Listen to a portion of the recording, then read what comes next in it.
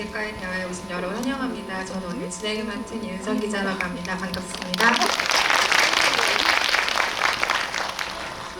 오늘 검은 수녀들 이야기 나눠주기 위해서 많은 게스트분들 참석하시는데요. 입장하실 때 큰 박수로 여러분을 환영해 주시기 바라겠고요. 오늘 게스트 우리의 유니아와 미카엘라, 송혜교 배우님, 전여빈 배우님, 그리고 권혁재 감독님, 우리에게 아주 놀라운 음악을 들려주신 김태성 음악감독님, 그리고 스페셜 게스트 장재현 감독님 모시겠습니다. 박수로 맞이해 주시기 바랍니다.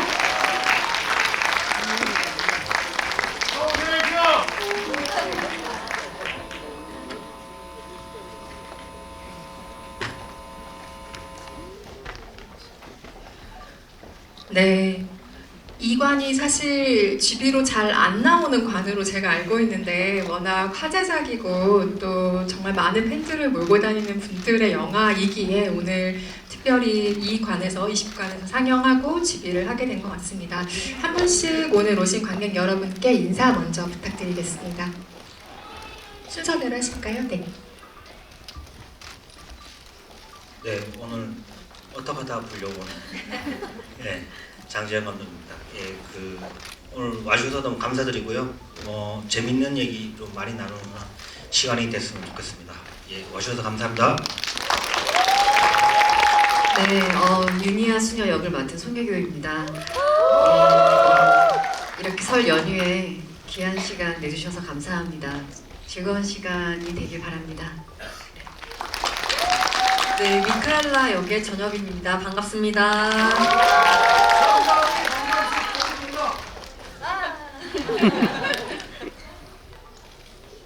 네, 저는 검은 사제들, 검은 수녀들의 두 편 다 음악을 맡은 음악 감독 김태성이라고 합니다. 네, 감사합니다.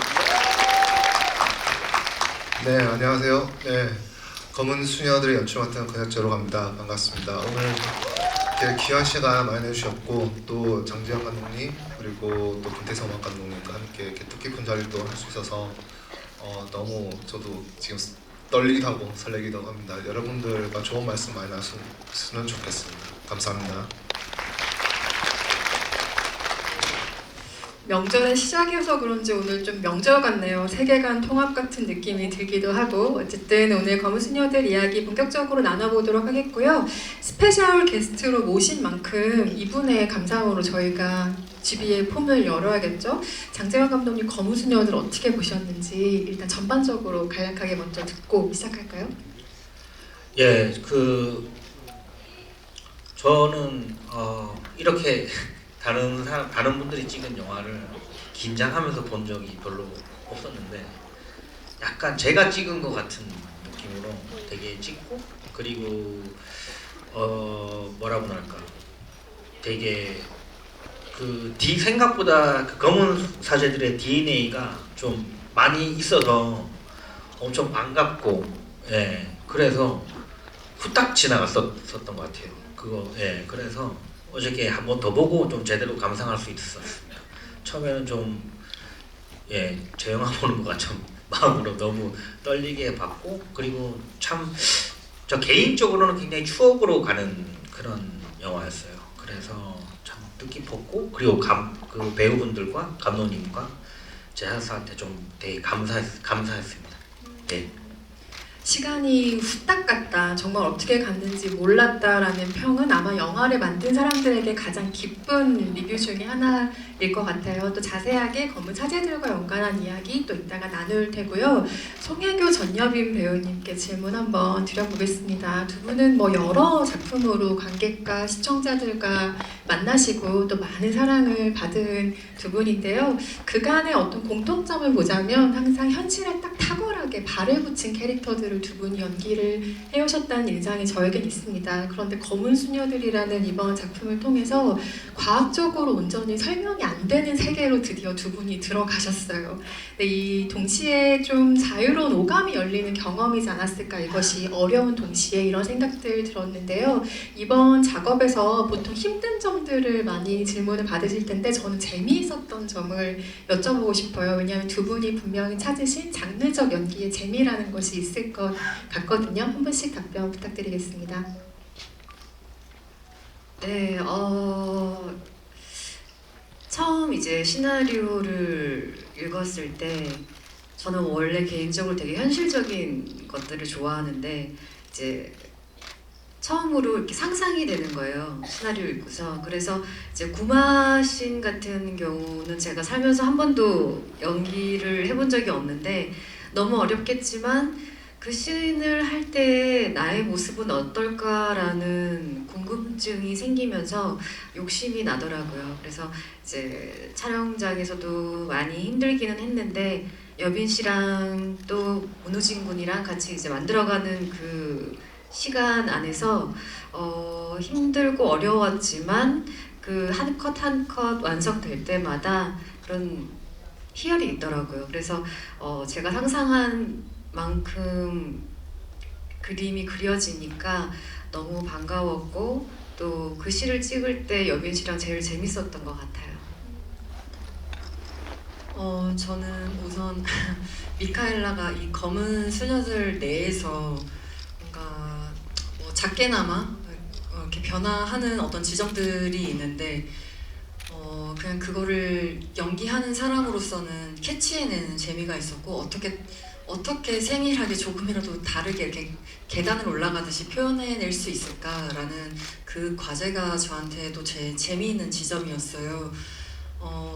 예를 들면 처음에 이제 병실에서 AI 같아 이런 이야기를 듣다가도 어느 순간 유니아의 칭찬을 받고서는 너 뭐 잘한다 뭐 이렇게 인정해줄 때 타로 카드를 선보였을 때 있잖아요. 그럴 때는 제가 다 큰 성인이지만 그 미카엘라라는 성인 수녀 안에 한 아이가 그제서야 뭔가 봉인 해제되는 느낌이 들었으면 좋겠다는 생각이 들었어서 그때부터 좀 더 약간 어린 아이처럼 유니아에게 마음을 뭔가 활짝 연 캐릭터를 보여드리려고 했거든요. 근데 그럼에도 불구하고 이제 구마를 할 때는 그녀가 할 수 있는 모든 열심을 어떻게 표현을 하면 좋을까. 근데 이제 구마신 같은 경우는 대본의 미카엘라는 리액션이 많았던 캐릭터이기 때문에 리액션의 대사들이 있진 않았어요. 그래서 이 친구가 어느 순간에 이제 그 기도문이 들어갈지 그리고 콘티상에서도 뭐 지금 희준이를 바라보고 있을지 아니면 유니아를 바라보고 있을지 그게 아주 계산적으로 있지는 않았기 때문에 그런데도 불구하고 배우로서는 마땅히 해내야 되는 지점이 그런 빈 공간을 무조건 채우고 존재하고 있어야 된다고 생각했어요. 근데 촬영할 당시에는 모든 순간 집중해야 되기 때문에 힘이 붙이기도 했었지만 뒤돌아서 보고 나면은 그렇게 집중할 수 있었고 세밀하게 뭔가 상대들을 보려고 했던 것이 상대의 눈을 보고 말을 귀에 담으려고 했던 것이 저에게는 재미로 남았고 배움으로 남았습니다. 안에 있는 그 어린아이를 봉인해제하려고 했다라는 표현이 굉장히 인상적이네요. 권혁재 감독님께는 이런 질문 한번 드려보겠습니다. 현장에서 연출가라는 존재는 전체를 보는 말하자면 오케스트라의 지휘자 같은 역할을 담당을 하지만 한편으로는 또 배우들의 연기를 관객이 보기 전에 가장 최초로 눈앞에서 생생하게 목격하는 관객이라는 점을 항상 그 시선이 궁금한데요. 현장에서 목격을 하신 이 두 배우의 최고의 순간을 많겠지만 하나씩 꼽아주신다면 어떤 장면들 꼽으시겠어요? 어려운 질문이신 것 같아요. 일단 뭐 보셔서 알겠지만 저는 두 분의 유니아, 미카엘라 캐릭터의 정혜교 배우님, 전예빈 배우님이 함으로 인해서 훨씬 더 영화가 풍부해지고 그런 부분들이 너무나도 많았기 때문에 그게 오히려 계속 다음에 찍는 거에서 계속 영감을 받게 되는 부분들이 있었던 것 같습니다. 근데 이게 영화를 끝나고 났을 때 촬영이 끝났을 때는 어쨌든 그 마지막 그 불구덩이를 뒤로 옆을 두고 유니아와 미카엘라가 나누는 희준이를 살려 성당에 가서 종을 치는 걸 하는 그때의 미카엘라와 유니아의 그 순간들이 참 중요했고 그랬었는데 근데 요즘에 이제 개봉을 하고 이렇게 여러분들과 만나게 되고 저도 계속 곱씹어보고 있을 때 계속 떠오르는 거가 방금 좀 전에 여빈 씨가 말씀을 했던 장면도 있지만 저는 그 봉쇄 수도원 이후에 유니아와 미카엘라가 벤치에 앉아서 괴물 같아. 그리고 왜 이렇게 살아요? 그다음에 구마의 핵심은 뭐예요? 자백, 뭐 이렇게 본명도 얘기하고 그리고 나서 바로 이어지는 씬이 또 그 타로 카드를 가지고 카페에서 두 분이 얘기 나누는 장면이 있는데 그게 저는 계속 마음속에 계속 떠올라요. 계속 제가 그 잔상이 너무나도 그 정직하게 찍기도 했지만 촬영 감독님과 조명 감독님의 그 캐릭터의 심리를 어쨌든 조명으로 그 미칼라의 감정에서는 얼굴에 어른거리는 나뭇잎 그림자들 하지만 둘이 아이 컨택하는 장면에서 바로 이제 다음 씬으로 넘어가는 장면들 그리고 거기서는 아까 여비 씨도 설명하셨던 부분 그리고 또 우리 영화상에서는 그 캐릭터가 되게 중요한 어쨌든 변곡점이 되는 지점이었기 때문에 근데 마침 그 타로 카드 카페 씬은 우리 영화에서 실제 촬영할 때 맨 마지막 크랭크업 날 찍은 장소입니다. 근데 그 두 배우분들의 그 지금까지 이 검은 소녀들을 찍기 위한 그 노력들과 역사가 이렇게 묻어있다? 약간 그 피로감도 묻어있는 느낌? 그거가 느껴져서 또 그 정서가 전 너무 좋았던 것 같아서 굳이 말씀드리자면 그 두 씬의 장면들이 두 분 다 함께 있었을 때 장면들이 너무 좋았습니다. 네. 소설이라면 텍스트라면 그 글자들을 읽어가면서 읽는 사람 한 명 한 명이 머릿속에 떠올리는 이미지가 조금씩은 다르지만 영화는 단 한 컷만으로 어떤 장면의 관계성과 또 톤 앤 매너를 설명해야 하는 게 또 영화이기도 합니다. 방금 벤치 씬을 언급해 주셔서 그 미카엘라가 괴물이라고 자신을 지칭할 때 그 어른거리는 나뭇잎의 그림자를 보면서 저도 현장에서 저 그림 만드느라 아주 애를 쓰셨겠다라는 생각을 했던 기억이 문득 있는데요. 둘의 관계성, 앞으로 어떻게 나아갈 것인지에 대한 무드까지 담아낸 장면이었다고 생각합니다. 촬영 조명과 더불어서 음악 역시 때로는 캐릭터의 감정을 증폭시키고 영화를 밀고 나아가는 동력이 되기도 하는 아주 중요한 장치인데요. 저는 이번에 검은수녀들 보면서 스코어가 많은 장면을 굉장히 풍성하게 감싸고 있다는 인상을 받았는데 사실 음악 감독의 입장에서는 장르와 성격에 따라 음악을 어떻게 활용해야 될지를 계속 조율해야 한다는 생각이 들거든요. 검은수녀들의 경우에는 음악이 좀 이런 역할을 했으면 좋겠다라고 생각하셨던 부분은 어떤 게 있을까요? 김태성 음악 감독께 질문 드립니다. 네, 일단은 저는 그 검은 사제들과 검은 수녀들의 두 편을 다 작업을 해가지고 이제 일단은 크게 보면은 검은 사제들의 DNA, 아까 많은 부분의 DNA가 연관되어 있다고 그랬잖아요. 그러니까 일단 검은 수녀들을 작업할 때 가장 중요하게 생각했던 것 하나가 검은 사제들의 세계관을 어떻게 이 검은 수녀들의 세계관으로 끌고 올까였어요. 그래가지고 보시다 보면 오프닝에 그 시작할 때 그 메인 테마가 나오는 그 호흡이나 이런 것들이 사실 어떻게 보면 검은 사제들의 연장선으로 똑같거든요. 그리고 엔딩에 어떤 그 큰 대교가 나오면서 좀 벅차오르는 음악으로 끝나는 것까지 일단 그 세계관의 DNA를 통일시켰고 그 다음에 이제 그 검은 수녀들의 그 음악을 작업할 때 또 굉장히 중요하게 생각했던 게 이게 이제 남녀의 역할이 뒤바뀌어요. 이게 어떻게 보면은 이제 메인 서사를 이끌고 가는 그 캐릭터가 수녀가 되는 것만으로도 영화의 무드가 굉장히 달라지거든요. 세계관이 완전히 달라지기 때문에 이런 것들에 대해서 어떻게 차별화를 둘까, 이 둘의 감정선, 그 다음에 이게 어떻게 보면 여성 연대 그리고 약자에 대한 어떤 그런 이야기라고 저는 생각을 해가지고 어떻게 보면 이제 장르물이라기보다는 이 두 사람의 감정 라인이라든지 그 다음에 이 두 사람이 진짜로 해서 어떤 행동들을 궁극에 하려고 하는지에 대한, 그러니까 결국에는 희생을 하잖아요. 희생. 그 유니아 수녀가 불구덩이로 이제 걸어 들어갈 때 나오는 그 이름이 그 곡 제목이 파스칼의 희생제물이라는 그게 희생과 제물이라는 이 단어가 두 개가 다 있거든요. 이게 1편에서는 강동원의 그 후광 그 논란 있잖아요. 강동원 배우가 노래를 하면서 막 걸어올 때 썼던 그 음악인데 그때는 강동원 배우가 화면 앞으로 다가오는 때 이제 그 음악을 사용을 합니다. 근데 이때는 윤여순이가 멀어지는 장면에 불구덩이로 들어갈 때 이제 그 음악을 사용하면서 이 사람이 결국에는 자기 몸을 희생을 하면서 한 아이의 생명을 구하려고 하는 가장 어떤 거를 표현하려고 어쨌든 이런 이 내면의 어떤 강인한 것들을 표현하려고 음악을 이렇게 작업을 했던 것 같아요. 그래서 그 장르물이라기보다는 감정 라인에 좀 집중을 많이 했던 것 같고, 제가 또 제가 그 다른 영화 이야기를 해서도 죄송하지만 82년생 김지영이나 한공주 같은 작업을 하는 마음으로 어떻게 보면 이 검은 수녀들 작업을 했던 것 같아요. 네. 언급해주신 장면 가운데 최고제의 장면은 10년째 오해를 받고 있는 장면이죠. 조명을 더 켜지 않았는데 왜 강병원 씨만 조명을 켜줬냐. 장재현 감독님이 아니다라고 공식적인 답변을 내놓으셨음에도 불구하고 10년째 논란이 되고 있습니다. 사실 이 모든 세계관은 장재현 감독이 11년 전 선보인 단편 12번째 보조사제에서 이만큼의 세계관이 확장이 된 겁니다. 검은 사제들을 지나서 이번 검은 수녀들까지 세계관이 확장이 됐는데요. 정말 남다른 기분이 장재현 감독으로서는 드실 것 같고, 사실 그 단편으로 먼저 만들었던 이유가 장편 제작에 좀 어려움들이 있기 때문에 단편으로 먼저 약간 말하자면 샘플링을 하신 셈이었던 거잖아요. 근데 그때와 비교해서 장르적인 허용이 많이 받아들여진 어떤 업계와 관객들의 변화를 좀 감지하고 계시지 않을까 싶어요. 그때와 비교하면 어떤 생각들 드세요? 네, 저도 그때 검은 사제들 개봉했을 때 관객들이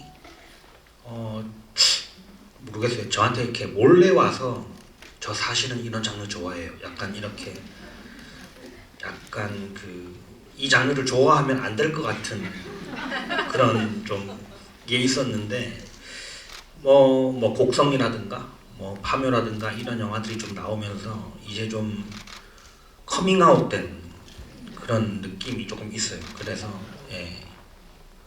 기분이 좀 제가 사회에 이바지를 하고 있는지 잘 모르겠습니다.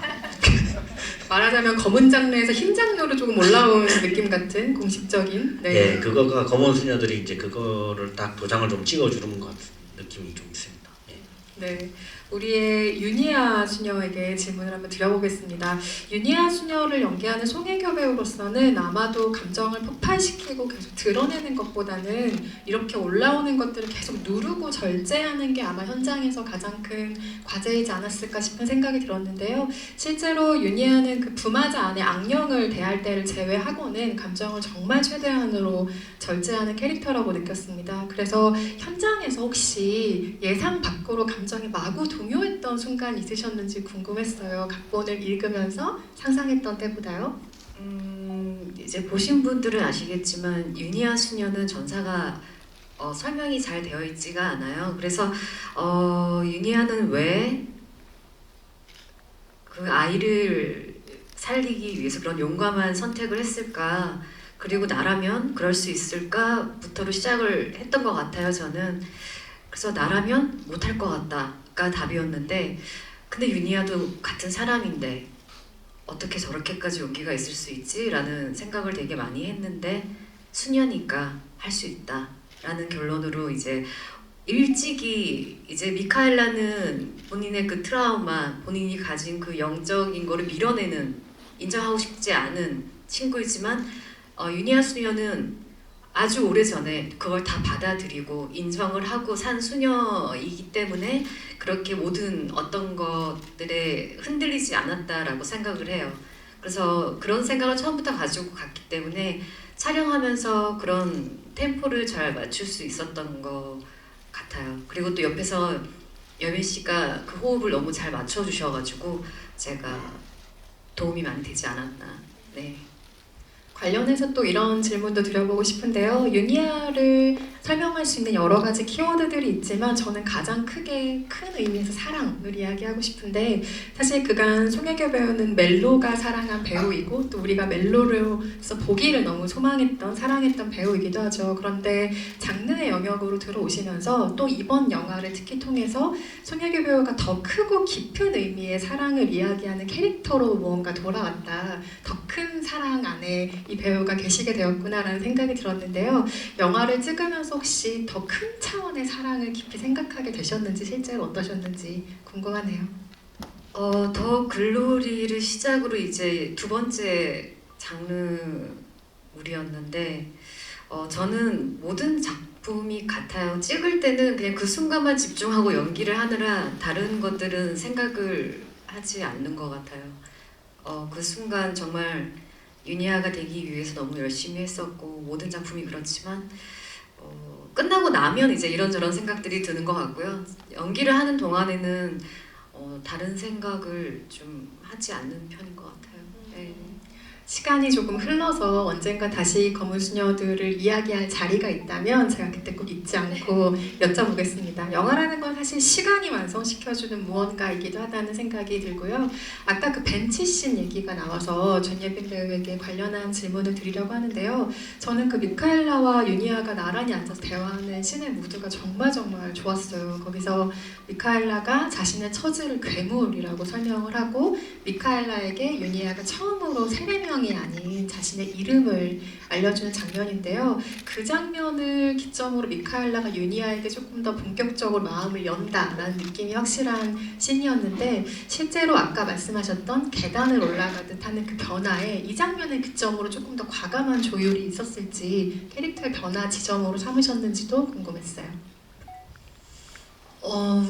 네, 이제 그 장면에 나오는 대사들이 저는 좀 시적이라고 생각이 들었어요. 직설적이기도 하면서 시적이기도 한 거예요. 괴물 같아, 괴물. 근데 그 괴물이라는 게 단순히 귀태라서 괴물이라고 지칭하는 걸까? 되게 여러 생각을 하게 되더라고요. 근데 지금 여기서는 많은 분들의 해석이 있으실 수 있으니까 제 안의 해석은 좀 뒤로 하고 그래서 그냥 제가 바랬던 소망 중에 하나는 어쨌든 영화는 큰 영상미 안에서 그 미장센 안에서 배우들이 뭔가 역할을 하는 것을 이제 역할을 해낼 때 같이 더 힘있게 관객들한테 다가갈 수 있잖아요. 그래서 배우임에도 불구하고 뭔가 연출적인 어떤 힘으로 어떤 이미지로 관객들에게 우리 둘의 얼굴이나 그런 표정이 뭔가 각인됐으면 좋겠다는 바람이 있었어요. 그 씬을 이제 지나가서야 우리가 뭔가 어둠에서 조금 더 한 발짝 나와서 더 나아갈 수 있는 어떤 힘이 둘이 합쳐졌음을 보여줄 수 있는 씬 같았거든요. 그래서 그 씬을 찍고 나서 미카엘라는 그때는 아직 그래도 마음이 갇혀져 있다면 저는 그 다음에 뭔가 제가 그동안 바오로 신부 앞에서는 꽁꽁 숨겨놓았던 타로 카드를 이제 유니아 앞에서는 자유롭게 펼쳐 보이며 이제 이내 유니아 수녀의 칭찬에 아이같이 웃고 말잖아요. 그러면서 이제 그때부터 이제 뭔가 자유롭게 정말 행진할 수 있는 수녀 미카엘라가 될 수 있지 않을까라는 생각을 하였습니다. 장르 영화 그리고 그 중에서도 오컬트 내 여성 투톱이라는 구도 자체는 한국 영화계뿐만 아니라 사실 뭐 세계 영화계를 다 찾아봐도 사실 전례 없는 귀한 풍경이라는 생각이 듭니다. 그래서 저는 이 영화를 수녀 버디 무비라고 지칭을 하고 싶은데요. 사제들이 아닌 수녀들의 행보였기에 이 영화가 한층 의미를 지니는 점이 있다고 보는데 장재영 감독님은 어떻게 보셨는지 궁금해요. 수녀들이기에 생긴 매력이 무엇일까요? 저는 그거를 이렇게 뭐라고 할까 말로 표현하기가 좀 힘든데 기억에 남는 몇몇 장면들이 있어요. 죄송합니다. 역에서 그 외국 사제를 기다리는 장면에 되게 체구가 작으신 두 분이 이렇게 서 있는 장면이랑 그 다음에 베스킨라빈스에서 이렇게 있는 모습이 저는 너무 이렇게 좋더라고요. 그게 되게 실제 소녀분들이 그렇게 있었던 거를 마치 봤던 것처럼 그 장면이 되게 작고 보이지 않지만 굉장히 좀 강인한 두 여성상 같은 느낌이 좀 들었었고, 그리고 제가 너무 좋아하는 장면 중에 한 개가 미카엘라가 먹는 장면이 탕후루도 그렇고 그것도 되게 기억 남고, 그 다음에 제일 좋아하는 장면이 유니아 수녀가 김범신 XXX라고 하는 대사가 있어요. 그걸 딱 들었는데 기분이 이상하더라고요. 제가 약간 절 욕하는 그런 기분이 되게 들었는데 이상하게 좀 섹시한 거죠. 그래서 또 듣고 싶은데 그 다음부터 안 나오더라고요. 그래서 참 묘한, 그게 참 뭐라고 할까, 신부들이 했으면 좀 그냥 그런 느낌일 것 같은데 또 이렇게 아기자기하면서도 거기 안에 있는 뭔가 강인함이 느껴지는 그런 장면들이 꽤 있어서 되게 좀 보석 같은 그런 느낌이 좀 많이 들었습니다. 검은 사제들을 보신 분들은 아시겠지만 시간이 오래 흘러서 사실 김범신이 누구야? 라고 생각하셨던 분들이 혹시 계실까봐 검은 사제들에서 김윤석 배우가 연기했던 김신부의 이름이 바로 김범신이었죠. 그래서 김범신을 욕하는 것은 본인을 욕하는 것 같았다라는 평을 지금 장난을 좀 섞어서 들려주신 셈이고요. 이 영화가 어떤 방식으로 공포를 만들어 가는가도 사실 오컬트 영화로서의 중요한 맥락이었다 생각이 드는데요. 그 우리가 보통 점프스케어라고 부르는 것이 있죠. 그러니까 깜짝 뭔가 관객을 놀라게 하는 효과를 점프스케어라고 하는데 그렇게 불필요한 것들을 좀 남발하는 대신에 진득하게 에너지로 조금 무게감을 쌓아 올리는 방식의 오컬트 무비였다는 생각이 듭니다. 그래서 장르적으로 관객이 기대하는 공포의 수준이라는 게 분명히 있잖아요. 그것과 또 연출가의 목표 사이에서 중심을 계속 잡아가야 했던 작업일 것 같은데 고영자 감독님 어떠셨는지 여쭤보겠습니다. 네, 저는 이제 검은 사제들의 팬이었고 또 검은 사제들가 한국 영화에서 진짜 그 털을 닦았다고 저는 생각하는데 이 검은 사제들을 준비하면서 이 오컬트란 과연 무엇이냐에 대해서 누군가가 저한테 묻게 되면 어쨌든 대답을 해야 될 것 같고 제 스스로도 저의 전작들이나 저라는 사람을 봤었을 때 오컬트를 새로운 도전 같기도 하고 저한테 진짜 엄청난 새로운 도전이었는데 저는 이게 처음 이 시나리오를 봤을 때 그리고 우리 하나둘 배우분들과 같이 만들어 과정 속에서 느끼는 거는 이게 공포의 방점을 찍는 것보다 드라마의 방점이 찍힌다라고 장르적으로는 표현을 할 수밖에 없다라는 생각이 좀 들었고 점프 스퀘어라는 게 보통 우리가 보통 갑툭튀라고 하잖아요. 갑자기 툭 튀어나오는 라고 이게 줄임말로 해서 한국식으로는 갑툭튀라고 부르는데 그것도 공포 영화에서는 되게 점프 스퀘어를 잘 쓰고 설계돼서 준비한다면은 그건 되게 효과적인 공포 영화의 하나의 부분이라고 생각합니다. 근데 우리 영화는 그렇게 접근하는 것보다 우리의 인물들의 그 감정과 그 여러 가지의 미묘한 그 분위기들을 잘 잡히는 거가 좀 더 중요하지 않나라는 생각을 계속 했고요. 앞서 말씀드렸던 그 진중한 에너지라고 하는 부분들이 결국은 우리 영화는 그 두 수녀의 여성 연대의 힘이 분명히 있는 것 같아요. 이게 영화에서도 분명히 흐르고 있는데 여기에 대해서는 뭐 얘기 나눌 수 있는 부분들이 되게 많을 것 같습니다. 하지만 제일 중요한 거는 결국은 공포라고 하는 것은 어떤 전조가 있고 어라 저게 뭐지?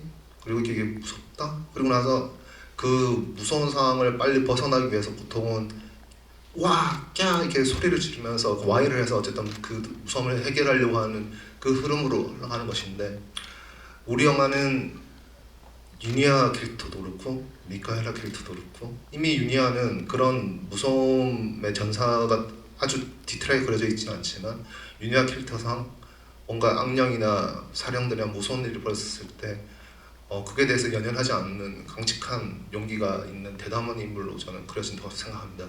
오히려 진짜 그 건의에 있는 현실의 이 스템 이런 것들이 오히려 더 공포로 와닿을 수도 있겠다는 생각도 들었고 미카엘라는 어떻게 보면 의사이며 수녀이며 사람들을 구하기 위해서 엄청난 노력을 해왔고 자신의 아픔들을 꾹꾹 답답함을 꾹꾹 담았을 것 같아요.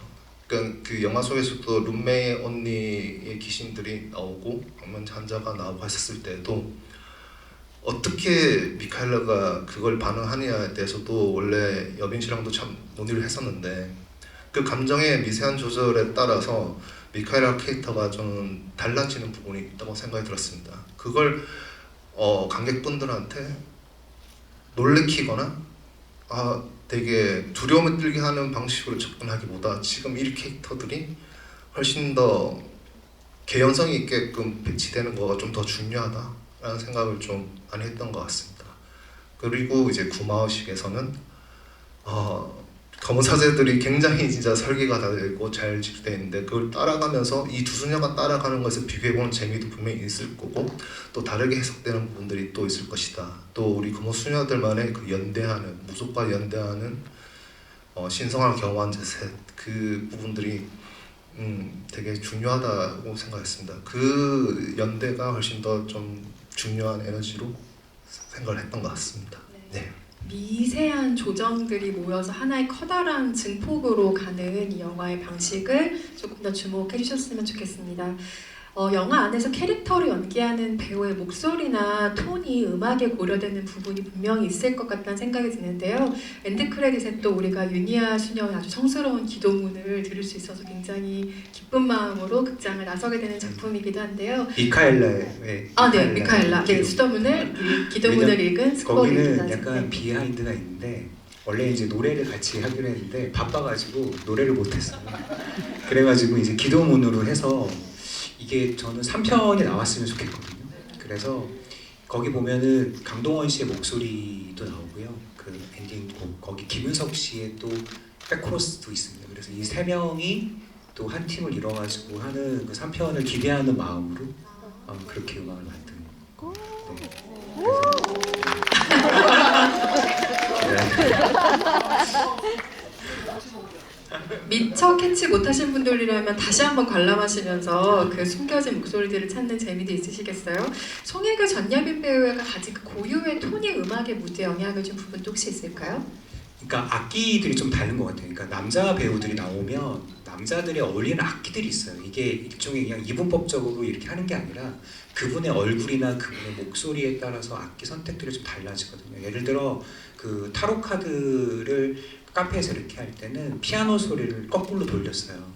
그래가지고 그런 약간 좀 그 과거의 어떤 그 유년 시절의 어떤 그 타로 카드를 처음 전달받았을 때 그 유년 시절의 감정 같은 것들을 다시 회상하는 듯한 느낌으로 피아노 소리 같은 것들을 거꾸로 돌려서 약간 좀 그런 곱고 하지만 그 안에 좀 강인한 멜로디 같은 것들을 심어보려고 노력을 했고 저는 또 그 제가 생각하는 오컬트 영화라는 거는 요즘 너무 많잖아요. 이게 검은 사제들 때만 하더라도 이런 장르가 대중화가 되지 않아서 그때는 이 세계를 어떻게 믿게 만드느냐의 고민을 되게 많이 했던 것 같아요. 근데 이제는 이제 너무 대중적인 장르가 돼버려가지고 이제는 남들과 어떻게 하면 조금 다를까 약간 이런 생각들을 많이 했던 것 같아요. 그래서 오히려 그 뭐 이런 효과음 특유 그런 좀 강한 것보다는 예를 들어 그 미카엘라 수녀가 그 병실에서 그 어떤 영혼과 조우하는 좀 약간 소름 끼치는 장면이 있잖아요. 거기는 아예 음악을 빼버렸어요. 처음에 딱 손이 나왔을 때 정적으로. 그래서 음악에 텐션을 주는 방식을 더하는 그러니까 양의 방식보다는 약간 음의 방식으로 조금 빼면서 작업을 했던 것 같아요. 그리고 아주 지극히 현실적인 것에 약간 이질적인 요소가 오면서 공포를 느낀다고 생각을 했어요. 그래서 그러니까 저는 그런 생각들을 자주 하거든요. 만약에 이런 좌석에 저기 구석에 어떤 그 희한한 그 조각상이 하나 있다. 그러면 대부분의 사람들은 그걸 무시하고 지나갈 수도 있지만 어떤 사람들은 그게 안 어울리는 장소에 그런 게 있는 걸로 약간 어떤 사람들은 소름이 끼칠 수도 있거든요. 그러니까 저는 그런 순간에 오히려 이제 그 어떤 사인 같은 것들, 그런 소리 같은 것들을 주면서 이 오컬트의 세계관을 조금 좀 만들어 보려고 했던 것 같습니다. 네. 당연하지만 예시를 들어주신 것입니다. 이 상영관엔 아무것도 네. 없습니다. 여러분 놀라지 마시기 바라겠고요. 관객석으로 마이크를 넘기기 전에 장재영 감독님 오늘 스페셜 게스트로 모셨으니 혹시 게스트분들께 영화를 보시면서 궁금한 게 있으셨다면 하나 질문을 먼저 해주시고 관객석으로 마이크를 넘길까요? 네, 그 윤희아 수녀님께 하나 여쭤보고 싶은데 제가 각본을 보긴 했는데 꽤 오래전에 봤던 것 같아요. 그래서 각본에 있었는데 좀 없어져서 좀 아쉬운 장면이나 뭐 그런 게 좀 있는지 좀 궁금합니다. 네, 원래 촬영까지 다 마쳤는데 이제 중간에 이제 미카엘라가 제가 함께 하자라고 계속 얘기를 하는데 미카엘라는 그거를 이제 인정하지 않는 그 부분에 있어서 한번 크게 부딪히는 장면이 있어요. 제가 미카엘라에게 이제 도로 한복판에서 화를 내는 장면이 있는데 저는 그 장면이 조금 없어진 것이 조금 아쉽더라고요.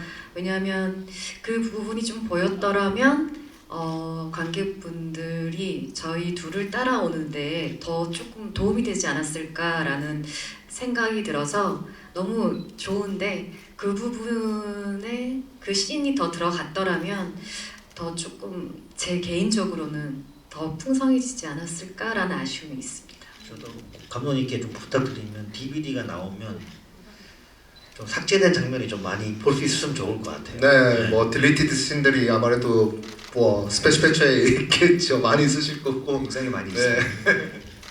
네, 그걸 보려면 여러분의 힘이 정말 중요합니다. 네, 확장판이든 무엇이든 볼 수 있는 날이 오면 좋겠고요. 관객 질문 받아보겠습니다. 손 들어주시면 마이크 전달 드릴 텐데요. 저쪽, 네, 앞쪽에 세 번째 줄 사이드에 계신 분께 마이크 전달 드립니다. 예, 안녕하세요. 그 영화 잘 봤습니다. 그 감독님이랑 배우분들한테 질문드리고 싶은 게 있는데 영화를 촬영하시면서 이 부분은 조금 관객들이 호불호가 갈릴 수 있거나 좀 오해를 불러일으킬 수 있겠다 하시는 장면들이나 또 그거에 대한 좀 설명을 해주실 수 있는지 좀 그게 궁금합니다. 그러니까 이제 논란이 될 거라거나 뭔가 호불호가 나뉠 수 있겠다라는 거에서는 저는 이제 크게 그 부분보다는 우리 영화만의 색깔이고 개성이라고 저는 생각을 했고 아까도 말씀드렸지만 오컬트지만 또 검은 사제들의 세계관을 공유하는 스핀오프지만 우리 영화는 검은 수녀들 말 그대로 제목에서도 있는 설명되는 검은 수녀들이 한 생명을 구하는 이야기.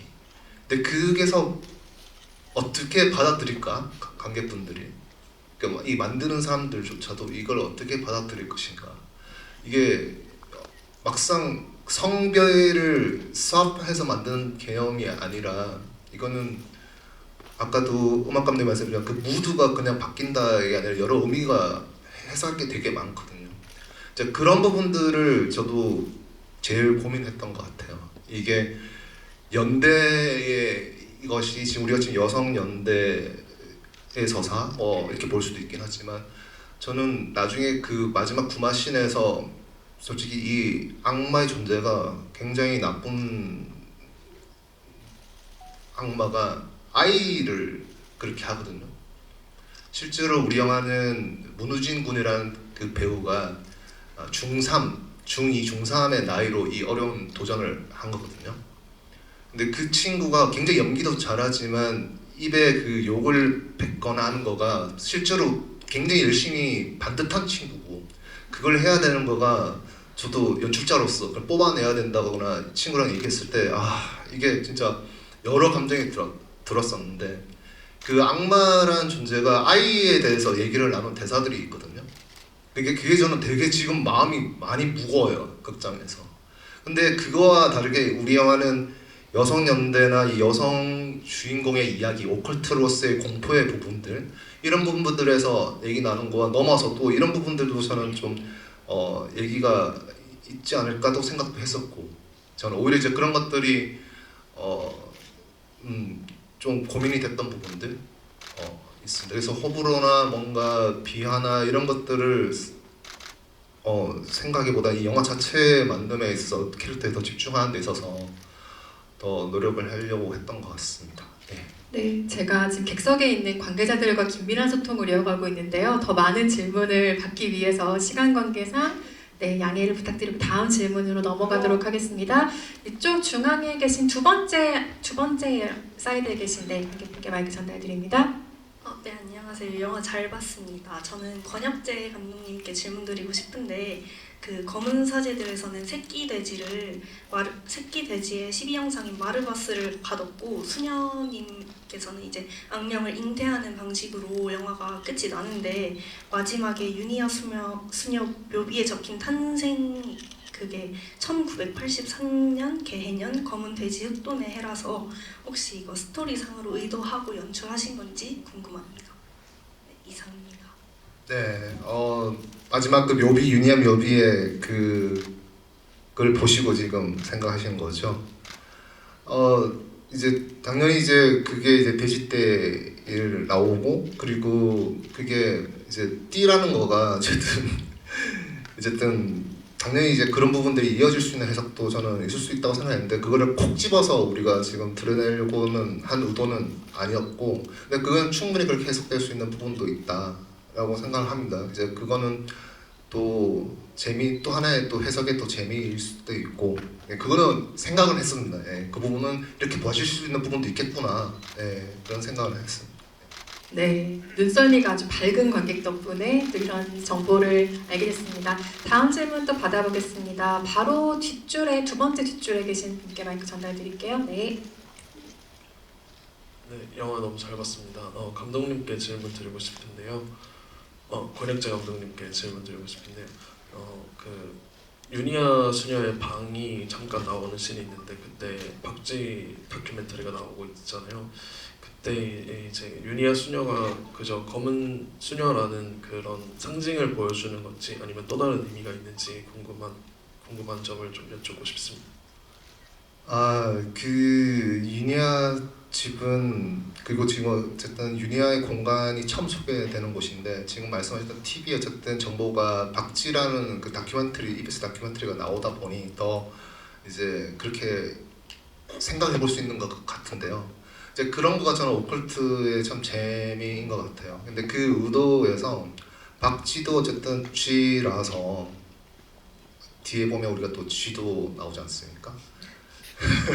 쥐도 그러니까 귀엽다 뭐 쥐돌이다 이 개념이 아니라 어쨌든 쥐에 그것도 연결될 수 있다 이런 생각도 해봤었고 반면에 그 박쥐라는 거는 어쨌든 음파나 되게 지금 그런 거에 되게 민감한 부분들도 있었고 그런 분위기들 그리고 그러니까 여러 형상들이 지금 힌트가 될 수 있다라는 부분들에서 나올 텐데 근데 이제 그거는 우리에서는 그림으로서나 대사로서 좀 설명되어 있는 건데 조금 다른 페이크적인 혹은 다르게 또 이어질 수 있는 그 경계를 좀 탈 수 있는 친구가 뭐가 있을까 해서 이제 고민을 했었던 걸로 기억합니다.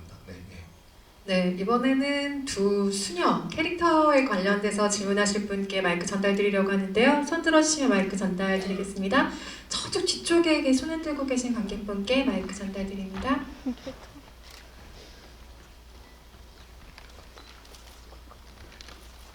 네, 저는 24일날 개봉하고 난 뒤에 지금 10회차 보고 있습니다. 지금 이거 다 붙여가지고 다니는데 오늘 두 분께 조금 애드립 할 때 그 대화를 할 때 그 욕설도 있고 가끔 가다가 혼자 하시는 말인데 두 배우께서 하는 게 참 재밌거든요. 검은 사제단들은 그런 게 좀 약간 없었는데 이번에 이거는 되게 많더라고요. 두 분께 감독님 지시에 의해서 했는지 아니면 그냥 순간적으로 나온 애드립인지 좋게 말해서 애드립이고 욕이지 않습니까? 가끔씩 했는데 그거 좀 듣고 싶습니다. 그리고 검은 사제가 2015년도에 544만 원을 돌파했는데 오늘 3일째 보니까 추세를 보면은 한 1000만 갈 것 같습니다. 기대하겠습니다. 그 애드립으로 생각을 하셨나 보네요. 제가 대본에 있습니다. 다 대본에 있는 대로 촬영이 진행이 됐고요. 저희는 애드립은 아니었었어요. 네. 네, 또 그리고 제가 파묘 개봉 첫날 관객이었거든요. 천만을 간 이제 파묘의 기운을 받아서 저희 검은 수녀들 화이팅 해보겠습니다. 그 아까 3편 얘기하신 것도 들으셨죠?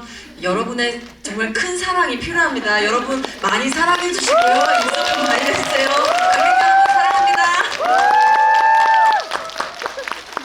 마치 끝인사 같은 분위기가 됐지만 저희 질문의 시간이 조금 남아 있습니다. 그리고 오늘이 26일인데 10번을 보시려면 거의 시간을 전폐하시는 수준 아닌가요? 건강을 잘 챙겨가시면서 관람하시길 바라겠습니다. 다음 질문도 받아보겠습니다. 저쪽에 휴대폰 라이트 켜신 분께 마이크 전달드릴까요? 뒤쪽에 계십니다. 네.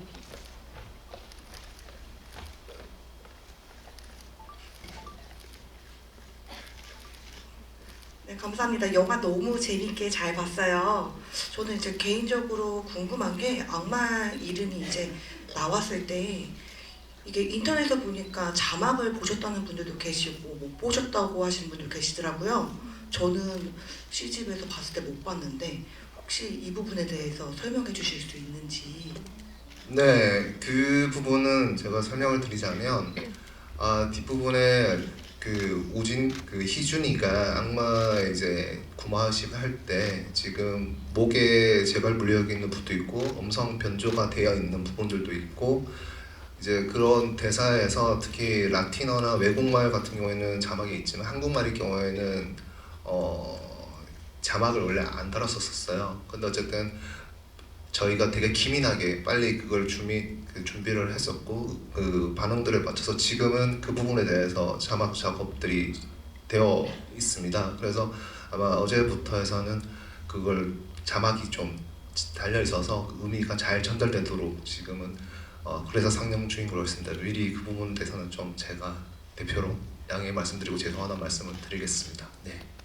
혹시 자막이 없는 버전으로 보신 분이 주변에 계시다면 이 답변을 공식적으로 좀 알려주시기 바라겠습니다. 그래서 이름이 뭐래라고 물어보면 극장에서 확인하면 된다라고 얘기를 해주시면 어떨까 싶습니다. 다음 질문 받아볼 텐데요. 이쪽에 계신 분께 질문이라고 패드 들고 계신 분께 전달드릴까요? 안녕하세요. 네, 저는 전여빈 배우님한테 질문 한번 드리고 싶은데요. 이번 이 구마 사건이 미카엘라 수녀 인생에서 큰 터닝 포인트가 됐을 거라고 생각을 해요. 그래서 앞으로 미카엘라 수녀한테 이 유니아 수녀가 어떻게 기억될지 질문 드리고 싶습니다. 그리고 영화 너무 잘 봤습니다. 네, 감사합니다. 우선 제가 생각했던 미카엘라는 자기 자신 안에 어떤 억압도 있고 트라우마도 있지만 어쨌든 뭔가 사회에서 자기를 봐줬을 때 정상적인 어른으로 보이길 바라는 그런 마음이 있었을 거란 생각이 들었어요. 그러니까 귀태로 태어났잖아요. 자기가 어른이 되지도 않은 어린아이인데도 불구하고 이미 뭔가 정체성이 굳어져 버린, 사람들에게 그렇게 불리는 사람으로 태어나져 버렸기 때문에 성인이 되고 나서는 그냥 어떤 평범한 사람으로 보이고 싶어 했었던 사람이었을 것 같아요. 근데 그거는 즉 자기 자신을 속이고 숨기는 사람이라고 생각했거든요. 근데 그러면서 유니아를 만나게 되면서는 유니아에게 한 생명을 살리기 위해서 자기 모든 걸 던지고 달려가는 이 솔직한 유니아를 만나고 나서는 물어보잖아요. 우리 괴물 같다고, 왜 그렇게까지 하냐고. 그랬더니 이제 유니아가 자기의 진짜 이름, 난 강성애야 라고 이름을 밝히잖아요. 그러니까 그때 이제 미카엘라는 자신의 존재 자체를 그냥 직면하라고 들었을 것 같아요. 그냥 자신의 존재를 정말로 직시하고 바라보고 그냥 나 자체로 살아낼 수 있는 그런 용기를 바라보는 것. 그래서 유니아 수녀를 그렇게 어쨌든 보낸 이후로는 더욱더 직면하려고 살았을 것 같고 유니아가 생명을 살리기 위해서 달렸던 그 길을 미카엘라도 그 누구보다 진심을 다해 유니아를 마음에 품고 달리지 않을까라는 생각을 해봤습니다. 네. 마음 아이의 어린아이를 품었던 미카엘라가 이번엔 유니아를 품고 달린 어떤 풍경을 기분 좋게 상상하게 됩니다. 마지막으로 스페셜 게스트 장재영 감독님께 세계관에 관련해서 궁금한 점이 있다 하시는 분께 마이크 전달드리겠습니다. 저쪽 뒤쪽 사이드에 계신 분께 드립니다. 안녕하십니까. 장재영 감독님께 질문드리자면 혹시 본인이 이제 이 영화를 만드셨다면은 바꾸시고 싶은 장면이 있으셨는지. 네.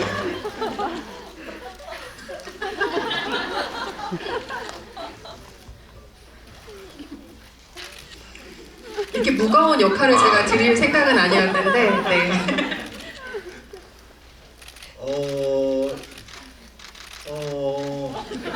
참 어려운 질문이네요. 네. 근데 저는 만약에 했으면 유니아 수녀를 조금 더 겁이 좀 있는 수녀로 좀 했을 것 같긴 해요. 그리고 그 미카엘라 수녀도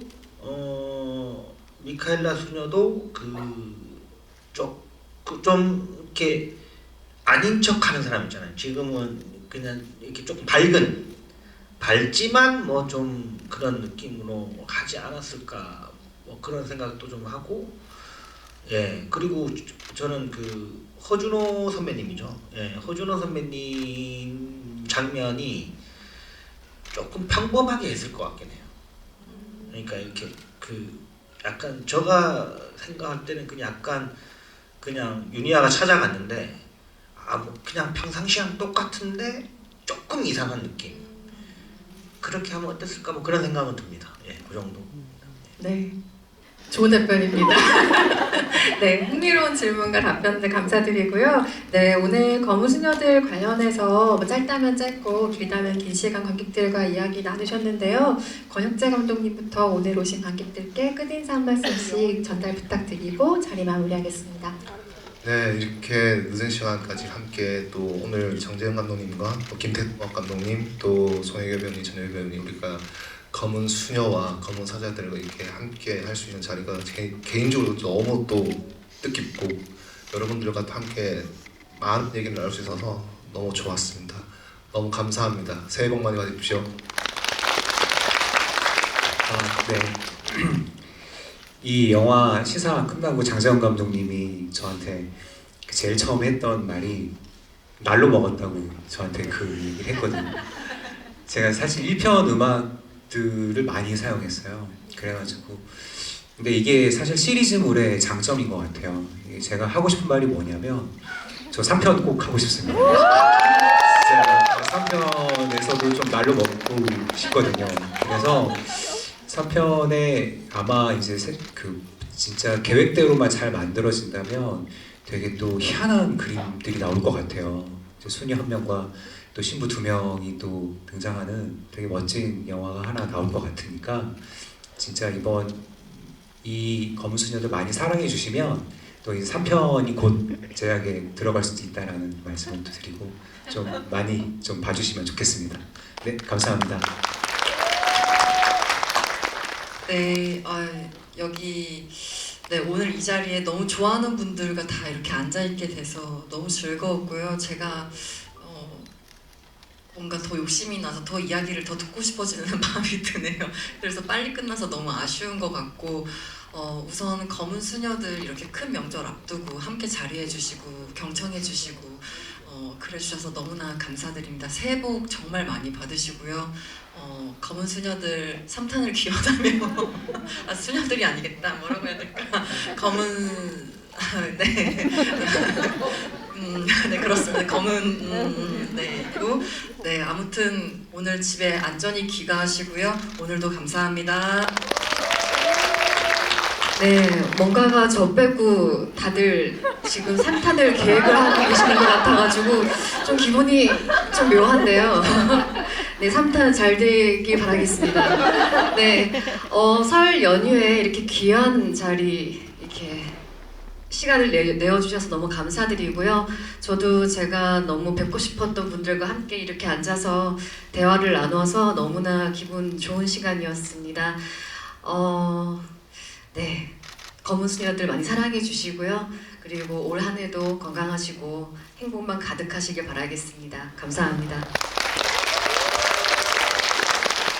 그 배우님 아이디어가 한 게 생각났는데 윤희아의 무당물 파기 시작하는 거죠.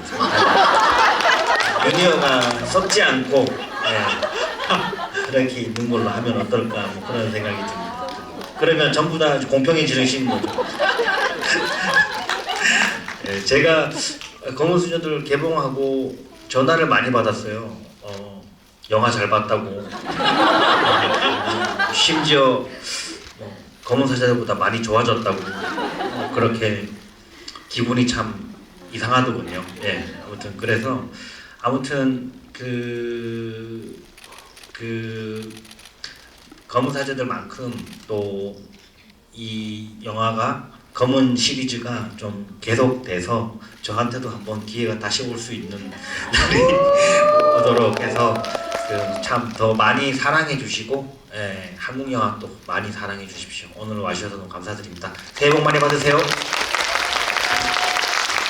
네, 저희가 또 뭐 검은 파묘단 정도가 되려나요? 뭐 기쁜 생각들도 해보기도 했는데, 네, 오늘 저희의 바람이고 이것은 제작사 배급사의 공식 입장은 아닙니다, 여러분. 하지만 여러분의 성원에 따라서 이 시리즈가 이어갈 수 있는 동력과 또 장기 롱런할 수 있는 또 어떤 동력이 되기도 하니까요. 주변에 좋은 입소문 많이 부탁드리고 검은 수녀들과 함께 좋은 설 명절 보내시기 바랍니다. 새해 복 많이 받으세요. 감사합니다.